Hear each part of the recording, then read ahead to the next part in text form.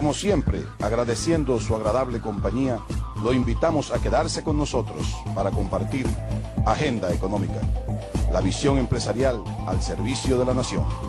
El más completo análisis del acontecer económico nacional e internacional. Un encuentro con la objetividad y la crítica profunda de nuestros especialistas, Rosana Ruiz, Luis Núñez Santana, Henry Gebral y Ezequiel Molina Lizardo. Auspiciado por el Banco Popular Dominicano, nuestro acostumbrado resumen de noticias económicas en solo 2 minutos. En Davos, los líderes políticos instaron al sector privado a invertir en forma masiva en Haití y aprovechar las oportunidades que brinda la reconstrucción del país devastado por el sismo. Pero la apuesta no surtirá efecto si no se garantizan la seguridad y una estrategia a largo plazo. La Asociación de Industrias destacó que hará todas las acciones del lugar para evitar que empresas industriales, tanto nacionales como extranjeras, compitan deslealmente en el mercado local, afectando a otras empresas del mismo ramo. El director y gerente del Fondo Monetario Internacional, Dominique Strauss-Kahn, dijo en Davos que se produce actualmente, aunque todavía frágil, una vuelta al crecimiento más pronto de lo que se esperaba. Pronosticó que la recuperación va a ser asimétrica y recomendó que la reforma financiera se produzca de forma coordinada y con más aceleración. Banco Popular presentó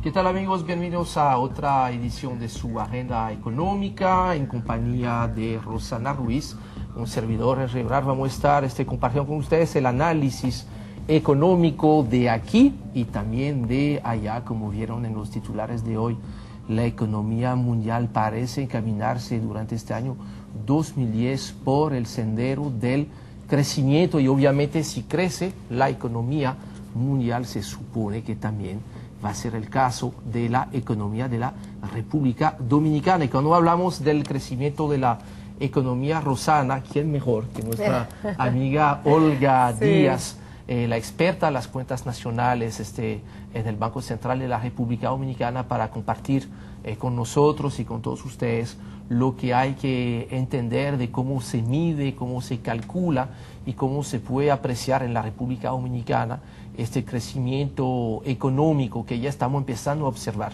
en los países con los cuales más comercializamos, como fue en el día de ayer. Rosana, tú mencionaste el crecimiento de la economía de los Estados Unidos, 5.7% en el último durante trimestre. el último trimestre del año 2009. Había crecido en el tercero bastante alta. 2.2, ya 2 trimestres positiva. creciendo, sí, excelente, y eso va a repercutir positivamente en lo que es el desempeño de la economía dominicana. Y como tú dijiste, qué mejor que Olga Díaz, experta en cuentas nacionales, para que nos hable, Olga, que queremos darte la bienvenida y agradecerte nueva vez tu presencia aquí en Agenda. Que nos diga ya de los últimos 2 trimestres del 2009, las variables relevantes que estuvieron motivando, monitoreando, empujando la reactivación económica que efectivamente se vivió en esos últimos meses del año. Que tú nos hagas, para los amigos de Agenda Económica, una síntesis de esos aspectos principales. Sí, como no. Buenas noches, Henry. Buenas noches, Rosana. De nuevo, gracias por la invitación de asistir a este interesante programa. Bueno, realmente la economía dominicana en el último semestre, pero especialmente a partir en el último trimestre, octubre-diciembre, registró un crecimiento que podríamos decir que de inicio de una reactivación bastante notable, y en ello incidieron una serie de factores. O sea, por un lado, los efectos de la política económica, de la política monetaria, que comenzó a repuntar de manera notable los préstamos al sector privado de toda la banca, de todo el sistema financiero. Que eso vino acompañado no solamente de las señales de bajas de tasa de interés, sino también el desmonte del encaje legal, orientados hacia aquellas actividades que son orientadas a la demanda interna y que también son altamente generadoras de empleo. Y eso también, y lo que incidió también de manera notable fue el anuncio a partir del mes de agosto del nuevo acuerdo stand-by con el Fondo Monetario Internacional. Sí, es interesante lo que tú estás diciendo, Olga, porque nos recuerda, eso fue también otra lección de la crisis.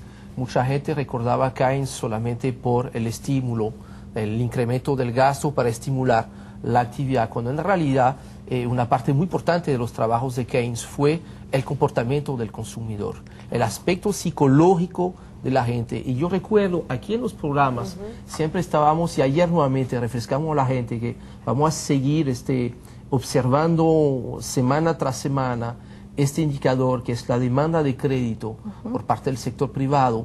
Hemos notado que con las mismas reglas, el punto de inflexión, el punto neto de cambio en la curva, cuando empieza realmente a levantar, es cuando se da a conocer de que ya se va a firmar con el Fondo Monetario Internacional, que eso parece que le ha brindado la confianza que antes quizás con las mismas condiciones monetarias, quizás la gente lo que le faltaba este chin de confianza que le dio el acuerdo con el fondo. Claro, porque el acuerdo también por primera vez vino a darle apoyo al sector fiscal, sí, que también se encontraba bastante rezagado porque estuvo muy afectado los ingresos del gobierno justamente por los efectos de la crisis que disminuyeron todo lo que algunas de las actividades económicas, sobre todo las orientadas al sector externo, y eso también mermó los ingresos del gobierno. Entonces el gobierno todavía no había podido aplicar una política anticíclica, sino que era procíclica. Entonces todo el peso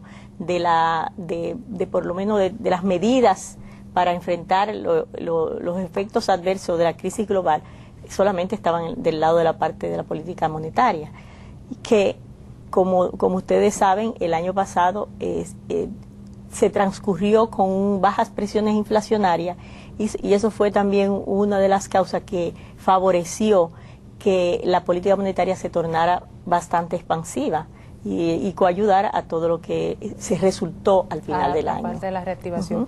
Y haber terminado, según han estimado ustedes, según se ha anunciado, cercano al 3.5 el crecimiento del Producto Interno Bruto de la República Dominicana, si uno lo ve a la luz de los países de la región y con esta fuerte crisis global en los últimos 2 años, pues es un excelente resultado en medio de todo ese contexto. Sabes que los resultados ya, como les dije, como fue a partir de agosto, nosotros en el Banco Central estamos, como ya se lo había comentado anteriormente, estamos calculando el indicador mensual de actividad económica, el IMAE, que es utilizado, lo comenzó el Banco Central a elaborarlo en el marco de la integración que tuvimos y de integrarnos al Consejo Monetario Centroamericano, porque ya todos los países, todos los países centroamericanos lo elaboraron y nosotros entonces también a partir del 2004 iniciamos los trabajos. Estamos todavía en una fase experimental